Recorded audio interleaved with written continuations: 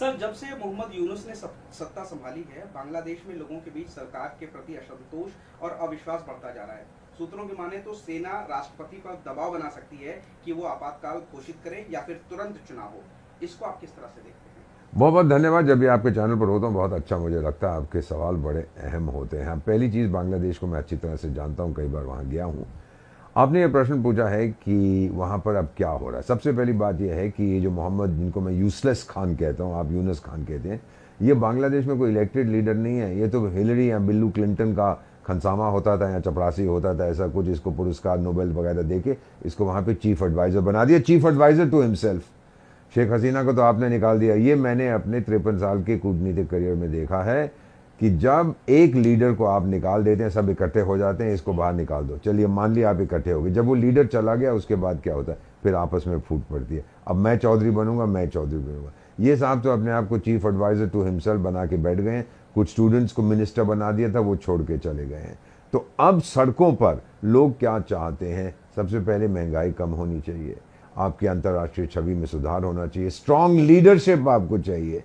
ये गुनार मर्डल ने बहुत साल पहले सॉफ्ट स्टेट के बारे में कहा था। बांग्लादेश अब सॉफ्ट स्टेट बन गया है।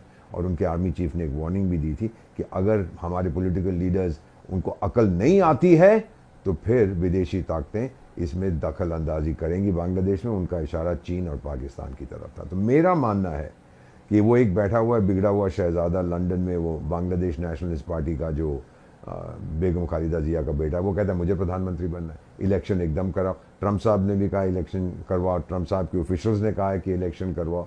तो ये अनइलेक्टेड गवर्नमेंट, जब इतनी समस्याएं होती हैं, वो चला जाएगा। मेरा मानना है बांग्लादेश की फौज 10 डिवीजन हैं, वो सब ढाका की तरफ आ चुके हैं। जैसे हम ये रिकॉर्ड कर रहे हैं आज, उसी टाइम पे वो लोग सब सेंसिटिव एरियाज में चले गए। मेरा मानना है कि अब मोहम्मद यूनुस खान साहब को वापस चले जाना चाहिए अमेरिका, वहाँ जाके फिर क्लिंटन साहब के लिए माछेर झोल बनाए, क्योंकि बांग्लादेश में उसकी कोई जगह नहीं है। सर, विदेश मामलों के सर, देश के हालात को लेकर के सोमवार को बांग्लादेश की सेना ने राजनीतिक तनाव के बीच एक आपातकाल बैठक बुलाई है। इस बैठक में सेना के सीनियर ऑफिसर्स ने भी भाग लिया था।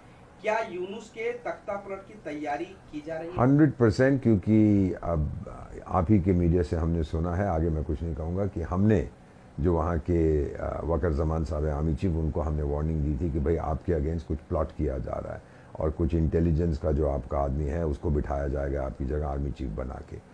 तो उन्होंने फिर कार्रवाई की और जो लोग उनके अगेंस्ट प्लॉट कर रहे थे, चुपचाप से उनको उन्होंने साइड लाइन कर दिया है।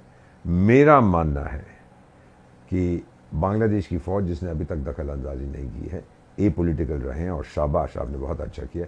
लेकिन अब टाइम आ रहा है कि आपको अपने हाथ में सत्ता लेनी पड़ेगी, क्योंकि ये जो 4-5-6 हज़ार जिहादी हैं, ये बहुत बुरा नाम दे रहे हैं बांग्लादेश को। ये टेरराइज कर रहे हैं वहाँ की आबादी को। मैं बांग्लादेश और बंगाली लोगों के बारे में एक चीज़ आपको स्पष्ट रूप से कहता हूँ, बहुत से मेरे दोस्त हैं, मैं तो रहा हूँ। सबसे पहले उनको अपना कल्चर बहुत पसंद है, अपनी सभ्यता पसंद है, भाषा पसंद है, पोइट्री पसंद है, संगीत पसंद है।